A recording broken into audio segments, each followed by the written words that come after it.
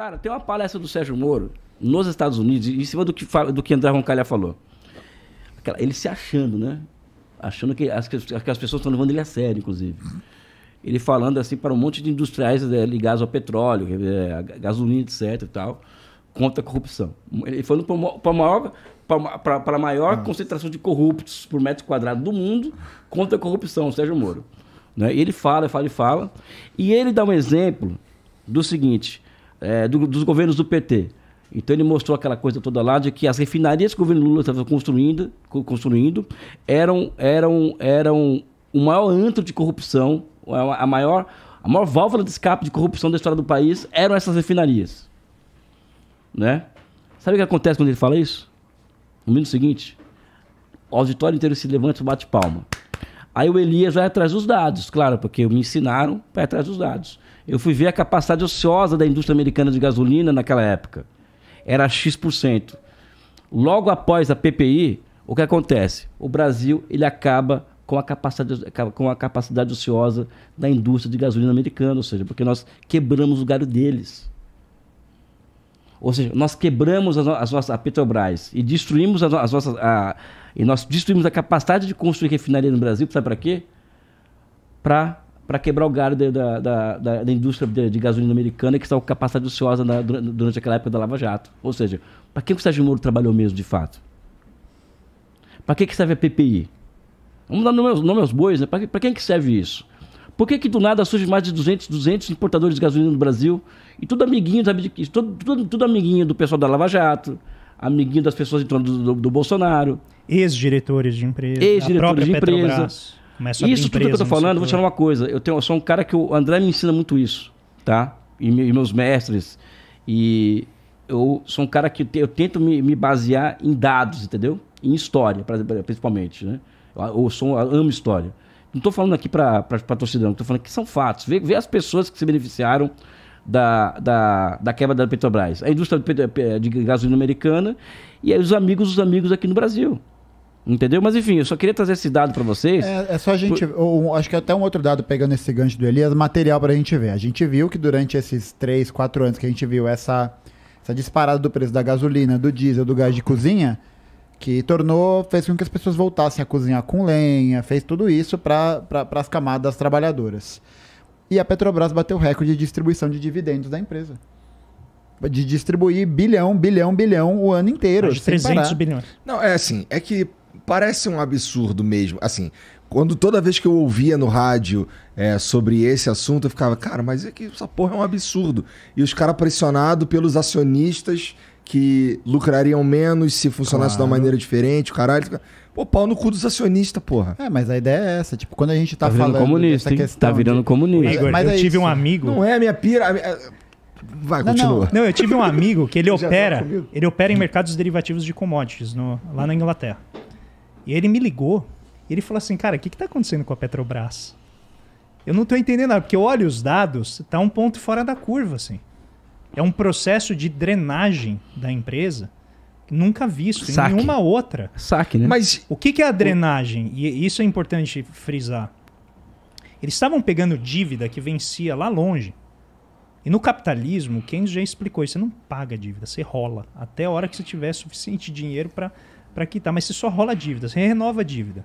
Que é a dívida que financia o investimento. Eles pegaram dívida distante e anteciparam o pagamento para dar dinheiro para acionista. Eles desmontaram refinarias, venderam refinarias a preço de banana.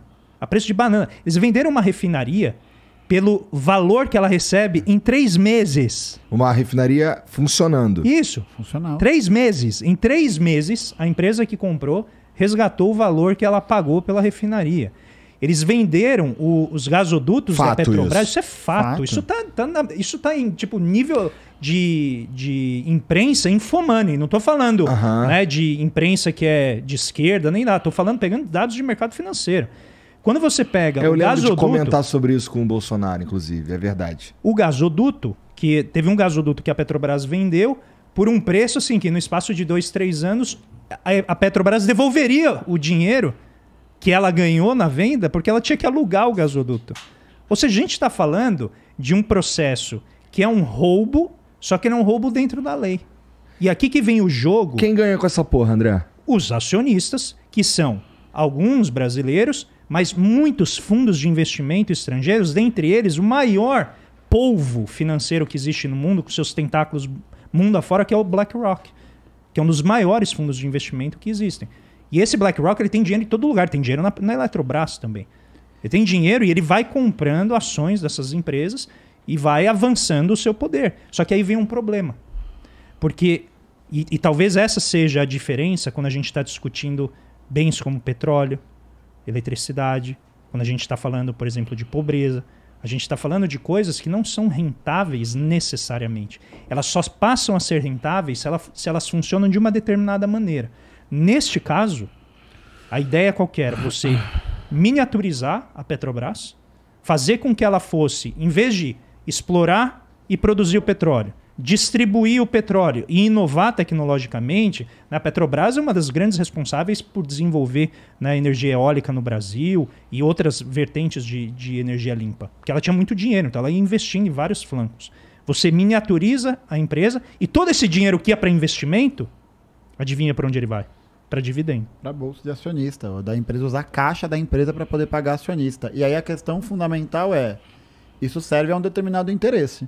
Porque enquanto você tem essa distribuição recorde de dividendo, você tem gente que está morrendo queimada porque não sabe acender um fogareiro. E assim, não é um caso, né? São centenas de milhares de casos. Então acho que essa é a pergunta que a gente tem que se fazer. O tipo de sistema, o tipo de lógica que a gente está inserido é uma lógica que serve a quê e a quem. Porra, cara, isso tudo aí, assim, você falou um monte de coisa assim que eu sei que é fato e o caralho, não sei o quê, mas o que fica na minha cabeça é... Eu já entendi que são interesses de uma classe específica e tal. Mas, porra, o Estado promover esse tipo de coisa... E eu tô falando... existem pessoas ali que estão trabalhando para que essa venda dos gasodutos e tal, e para que isso aconteça.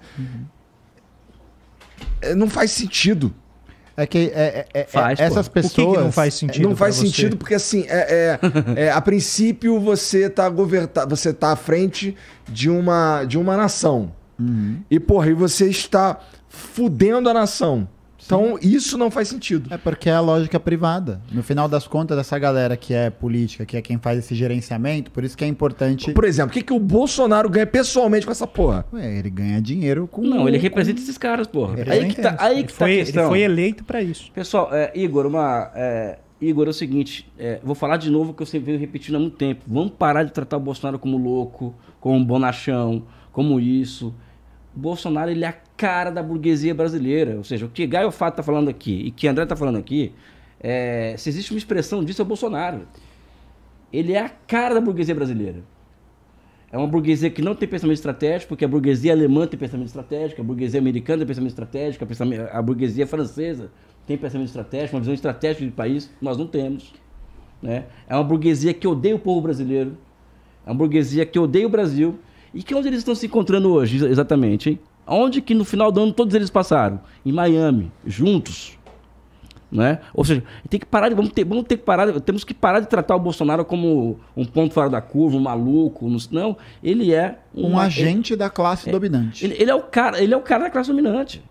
É isso. Ele tá lá para defender esse interesse. Você acha... Esse canal aqui é o Talk Flow. A gente do Flow não tem birra nenhuma com ele. Primeiro, você pode se tornar membro de duas formas diferentes. Você pode ser um membro humilde de R$20 ou um membro burguês de R$50. E aí você ganha uns descontos progressivos na loja, você faz parte de uns concursos para ver quem tem a melhor sorte.